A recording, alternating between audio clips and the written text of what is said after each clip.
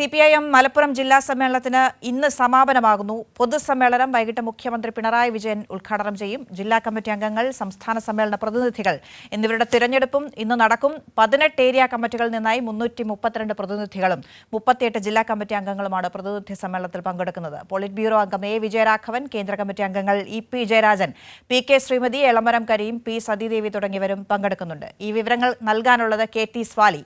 സ്വാലി,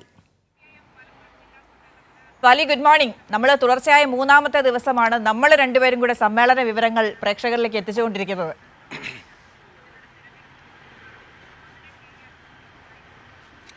തീർച്ചയായും ഇന്ന് മൂന്നാം ദിവസമാണ്. സമ്മേളനം സമാപിക്കുകയാണ്. 3 ദിവസത്തെ സമ്മേളനത്തിന് ഇന്ന് സമാപനമാവുകയാണ്.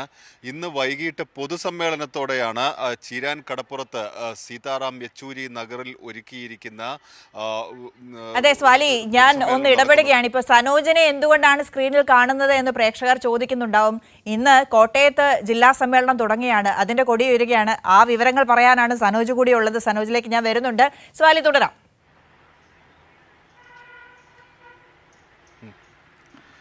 തീർച്ചയായും 3 മണിയോടെ റെഡ് വോളണ്ടിയർ മാർച്ച് ആരംഭിക്കും.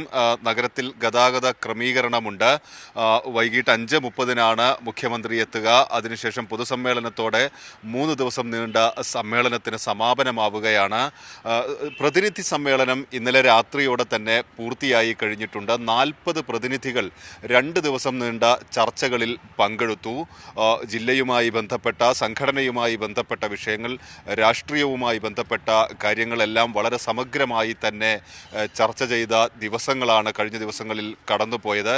ഇന്ന് അല്പസമയത്തിനകം തന്നെ വിവിധ കമ്മിറ്റികൾ ആരംഭിക്കും. അതിനുശേഷം പുതിയ ജില്ലാ കമ്മിറ്റി അംഗങ്ങളുടെ തെരഞ്ഞെടുപ്പുണ്ടാവും.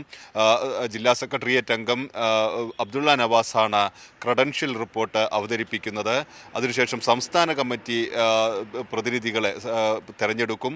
അതോടൊപ്പം തന്നെ പുതിയ ജില്ലാ സെക്രട്ടറിയെയും ഇന്ന് തെരഞ്ഞെടുക്കും. അതിനുശേഷമാണ് സമാപന ചടങ്ങുകളിലേക്ക് കടക്കുക. അന്ന,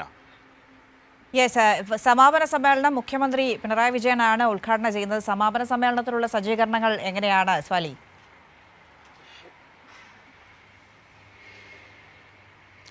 തീർച്ചയായും ചീരാൻ കടപ്പുറത്താണ് സമ്മേളനം നടക്കുന്നത്. ഈ പ്രതിനിധി സമ്മേളനം നടക്കുന്നതിൽ നിന്ന് ഏതാണ്ട് 3-4 കിലോമീറ്റർ മാറി താനൂർ ഹാർബറിനോട് ചേർന്നാണ് സമ്മേളനം നടക്കുന്നത്. 6 ഏരിയ കമ്മിറ്റികളിൽ നിന്നുള്ളവരാണ് പൊതുസമ്മേളനത്തിലും വൈകിട്ട് നടക്കുന്ന പൊതുപ്രകടനത്തിലും പങ്കെടുക്കുന്നത്.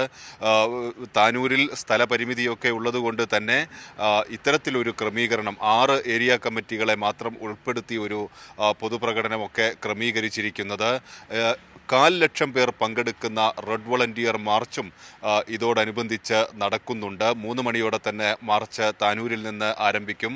ഹാർബർ വഴി ചീരാനിൽ എത്തും. അവിടെയാണ് സമാപനം നടക്കുന്നത്.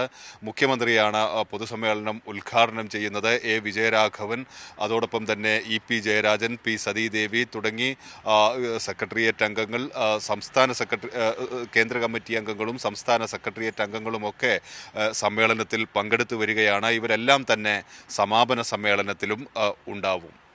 അന്ന, സ്വാലിഹ്, ഞാൻ ഇനി പോകുന്നത് സനോജിലേക്കാണ്. സ്വാലിഹിലേക്ക് അടുത്ത മണിക്കൂറുകളിൽ കൂടുതൽ വിവരങ്ങളുമായി പ്രേക്ഷകരിലേക്ക് എത്തുക.